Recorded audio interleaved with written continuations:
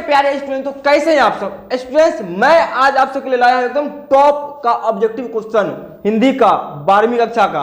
अगर आप सब 2024 का एग्जाम का तैयारी कर रहे हैं ना, तो ये क्वेश्चन आपके लिए बहुत ही वीवीआई, बहुत ही महत्वपूर्ण क्वेश्चन है, जिसको आपको याद करना ही पड़ेगा और अच्छे से याद करना पड़ेगा, क्योंकि ये एग्जाम में आएगा ही आएगा। तो वही यहाँ पर जो मैं आपको क्वेश्चन बताने वाला हूँ, वो यहाँ पर क्वेश्चन आपको दिखाई देगा और उसको आपका कुछ पल के लिए आपको टाइम दिया जाएगा। अगर आपको पता है तो कमेंट करके बताइएगा, और नहीं तो मैं तो बताएगा हूँ, मैं इसका आंसर ही बताऊंगा। चलिए मैं आप स्टार्ट करता हूँ। वो क्वेश्चन क्या है हमारे सामने, देखिए यहाँ पर सबसे पहले मेरा फर्स्ट नंबर क्वेश्चन आपको साइड में दिखाई दे रहा होगा। क्वेश्चन का मतलब फर्स्ट है हिंदी की 12वीं कक्षा का, कि लहना सिंह को गोली कहाँ लगी थी। अगर आप हिंदी का क्लास किए होंगे कहीं अपने कोचिंग या कहीं ऊपर किए होंगे, तो आपको इसका आंसर पता होगा। मैं इसका ऑप्शन भी आपके साथ देने वाला हूं। देखिए क्वेश्चन में फर्स्ट में है लहना सिंह को गोली कहाँ लगी थी। ऑप्शन ए नंबर में है हाथ में, बी नंबर में है जांग में, और सी नंबर में है पेट में, और डी नंबर में है सिर में। तो आपको बताना पड़ेगा कि इसका आंसर सही क्या होगा। आपको इसके लिए कुछ टाइम दिया रहा है, चलिए बताइए। और हाँ, ऑप्शन ऑब्जेक्टिव में बताइएगा कि कमेंट करके बताइए कि इसका आंसर क्या होगा। मैं इसका आपको रिप्लाई भी दूंगा। चलिए आप बताइए। तो ठीक है, देखिए इसका आंसर मैं आपको बताने वाला हूं। यहां पर देखिए साइड में इसका आंसर जो होगा वो जांग में। जी हाँ, लहना सिंह को गोली लगा था कहां, तो जांग में। तो चलिए आप दूसरा नंबर क्वेश्चन दिखाते हैं, आपको बताते हैं। यहां पर देखिए साइड में दिख रहे होंगे आप। देखिए दूसरा नंबर क्वेश्चन है जयप्रकाश नारायण शिक्षा प्राप्ति के लिए अमेरिका कब गए थे। आपको पता होगा कि जयप्रकाश नारायण जी का एक कविता था, कहानी है जो हिंदी में दिया गया था। तो उसी का एक ऑब्जेक्टिव है कि जयप्रकाश नारायण जी शिक्षा प्राप्त करने के लिए अमेरिका कब गए थे। तो ऑप्शन है यहां पर देखिए 1900 नंबर में 1924 में, बी नंबर में 1921 में, सी नंबर में 1928 में, और डी नंबर 1922 में। चलिए आपको इसका आंसर क्या होगा कमेंट बताइएगा। और हाँ देखिए, और हाँ ये जो इसका आंसर जो अगर पता है तो कमेंट करिए, नहीं तो अभी मैं बता रहा हूं। इसका आंसर जो होगा वो 1922, यानी कि ऑप्शन मेरा हो गया डी। इनका आंसर सही क्या है, डी। अब आगे देखिए अगला क्वेश्चन जो है वो रामधारी सिंह दिनकर की पहली कविता किस वर्ष प्रकाशित हुई थी। ऑप्शन में है ए 1920 में, बी 1925 में, सी 1927 में, डी 1926 में। तो इसका आंसर अगर सही आपको पता है तो कमेंट करके बताइएगा। मैं आपको बता रहा हूं इसका आंसर 1925 में। जी इसका आंसर सही क्या होगा, 1925 में, यानी कि ऑप्शन बी। अब आगे देखिए जीवन, अगला क्वेश्चन क्या है, सुखमय जीवन किस लेखक की रचना है। अगर आप पढ़े होंगे हिंदी कक्षा 12 की 12वीं की पढ़े होंगे ना, तो आपको पता होगा कि सुखमय जीवन किन की रचनाएं थी, इनका रचनाएं कौन किए थे। तो वही इसका ऑप्शन है। देखिए फर्स्ट में ऑप्शन है जयप्रकाश नारायण, बी में है चंद्रशेखर शर्मा गुलेरी। चला ना पता। हाँ, इसका आंसर क्या होगा कमेंट करिएगा। अगला ऑप्शन है सी मलयज, और डी में है उदय प्रकाश। तो इसका सही आंसर है चंद्रशेखर शर्मा गुलेरी, जिनका एक दिया गया उसने कहा था। अब आगे देखिए अगला क्वेश्चन जो है लाला लाजपत राय के सहयोगी कौन थे। अगर आप पढ़े होंगे ना भगत सिंह के बारे में, तो उनके बारे में उसमें ये है। तो अगर ऑप्शन में देखिए यहाँ पर है भगत सिंह के पिता और चाचा, बी में है भगत सिंह के दादा, सी में है भगत सिंह के मामा, और डी में है भगत सिंह के भाई। तो अगर आपको आंसर पता है तो कमेंट करिएगा। मैं आपको बता रहा हूं, यहाँ पर देखिए दिखाई दे रहा है आपका आंसर जो है भगत सिंह के पिता और चाचा जी है। अब आगे देखिए अगला क्वेश्चन है क्वेश्चन नंबर 6 में कह रहा है क्या कि लौरिया नंदनगढ़ के सिंह स्तंभ का निर्माण किसने करवाया था। इसका ऑप्शन है चंद्रगुप्त मौर्य, बी में है अजातशत्रु, सी में है बिंबिसार, और डी में है सम्राट अशोक। देखिए अगर आप इतिहास भी पढ़े होंगे ना, तो उसमें भी इसका आंसर दिया गया और हिंदी में भी दिया गया है। तो इसका सही आंसर जो होगा वो होगा चंद्रगुप्त मौर्य, यानी कि ऑप्शन ए। अब आगे देखिए क्वेश्चन नंबर 7 जो है लेखक मोहन डाकेश के पिताजी का नाम क्या था। लेखक मोहन डाकेश के पिताजी का नाम क्या था। अगर पढ़े होंगे हिंदी तो देखिए आप ऑप्शन क्या है, ए में है करमचंद्र गुगलानी, बी में है रामजतन गुगलानी, यहां पर दिखाई दे रहा है देखिए। फिर सी में है शंकर गुगलानी, और डी में है रामजी गुगलानी। तो इसका आंसर अगर पता है तो कमेंट करिए, इसका रिप्लाई मिलेगा आप सबको। देखिए इसका आंसर जो होगा सही में वास्तविक इसका आंसर है करमचंद गुगलानी। आंसर क्या हो गया? करमचंद गुगलानी। अब आगे देखिए ये क्वेश्चन जो है ना वो व्याकरण का है, जो अक्सर पूछता है हर साल। क्वेश्चन में जो है 8 नंबर, ठ का उच्चारण स्थान क्या है? हम सब जो बोलते हैं ना ठ, उसका उच्चारण स्थान क्या है? ऑप्शन में है कंठ, बी में है तालु, सी में है मूर्धा और डी में है ओठ। अगर आप व्याकरण आपका स्ट्रांग होगा तो बता सकते हैं, कमेंट में बताइए। इसका आंसर मैं आपको बताता हूं, इसका आंसर होगा कंठ। जैसे मान लीजिए हम ठ बोलेंगे, ठ कहां से बोले? कंठ से बोले ठ। तो आप देखिए अगला क्वेश्चन जो है क्वेश्चन नंबर 9, कावेरी नदी कौन सी संज्ञा है? कावेरी नदी कौन सी संज्ञा है? ऑप्शन में है व्यक्तिवाचक, बी में है जातिवाचक और सी में है भाववाचक और डी में है द्रव्यवाचक। व्याकरण देखिए ये सब क्वेश्चन एग्जाम में पूछता है हर हाल। तो देखिए यहां पर जो है वो इसका आंसर सही होगा व्यक्तिवाचक। याद कर लीजिएगा इसको और नोट भी कर लीजिएगा, यहां पर दिखाई दे रहा है आपको। अब आगे देखिए क्वेश्चन नंबर 10 है, 10 नंबर, भीख शब्द क्या है?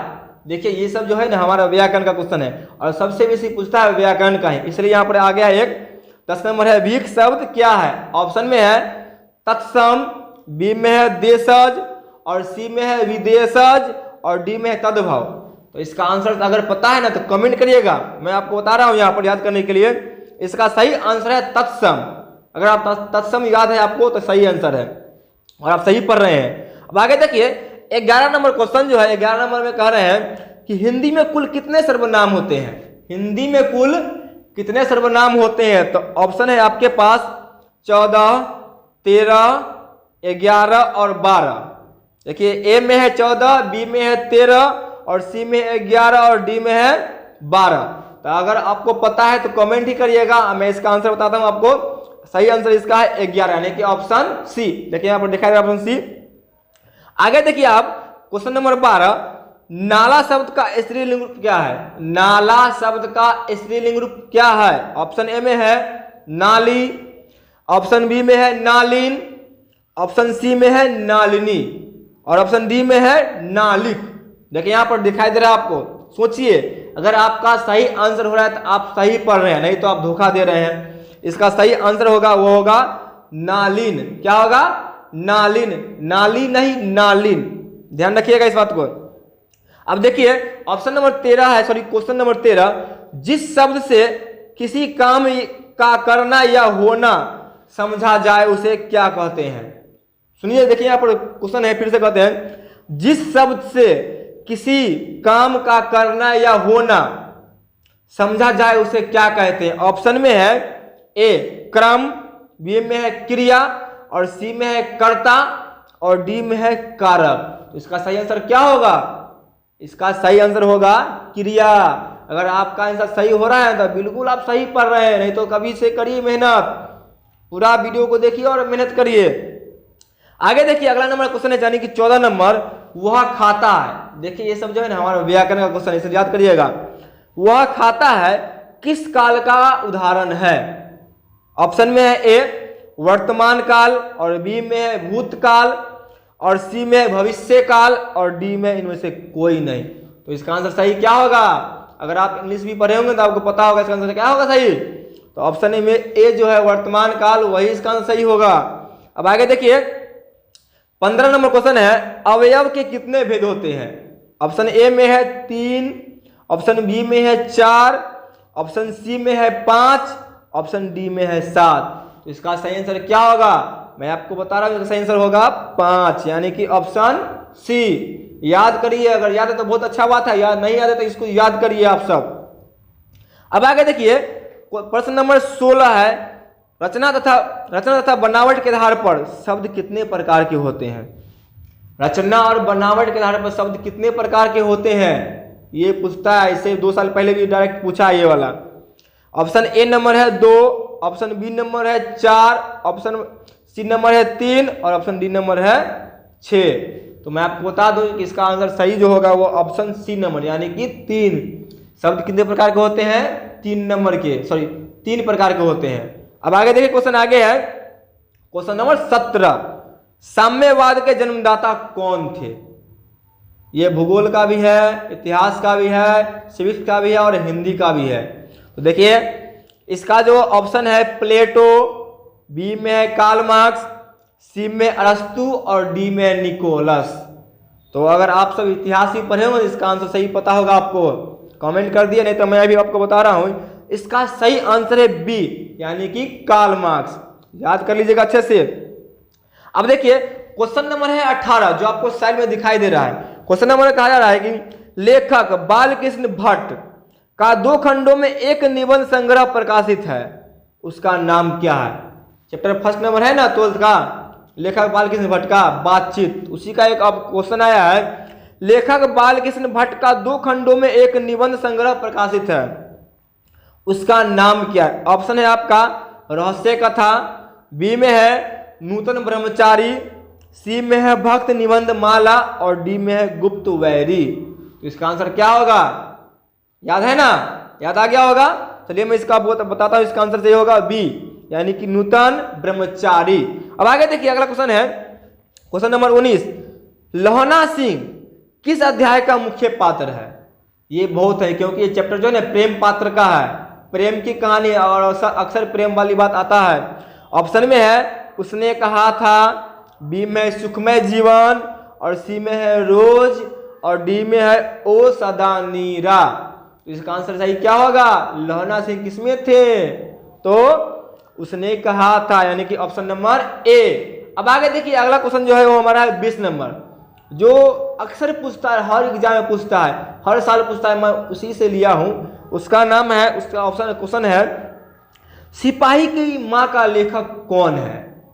सिपाही की मां का लेखक कौन है? ऑप्शन ए में है मोहन राकेश, ऑप्शन बी में है भगत सिंह और ऑप्शन सी में है जयप्रकाश नारायण और ऑप्शन डी में है नामवर सिंह। अगर आपको इसका आंसर पता है तो कमेंट करिएगा, मैं ये क्वेश्चन आपके लिए छोड़ रहा हूं। पता होगा तो कमेंट करिएगा, मैं आपको इसका रिप्लाई दूंगा और अच्छे से रिप्लाई दूंगा। तो चलिए, तो आज क्या रहा गया इतना ही मेरा ऑब्जेक्टिव वीडियो, इसको यानी कि ऑब्जेक्टिव इसको आप क्या करिएगा याद कर लीजिएगा और अपने दोस्तों में भी शेयर कर दीजिएगा, क्योंकि ये जो क्वेश्चन मैं आपको दिया हूं ना वो अवश्य याद करें। यहाँ पर देखिए मैं लिख दिया हूं पहले ही, जो भी क्वेश्चन आएगा वो 2024 के बिहार बोर्ड में आएगा ही आएगा, इसलिए मैं आपको बोल रहा हूँ ये जो ना पूरा अवश्य याद करना ही जरूरी, क्योंकि ये क्वेश्चन बनाने के मैं बहुत मेहनत किया हूँ। चलिए फिर मिलते हैं हम सब नेक्स्ट वीडियो एक धमाकेदार वीडियो के साथ, तब तक के लिए जय हिंद जय भारत।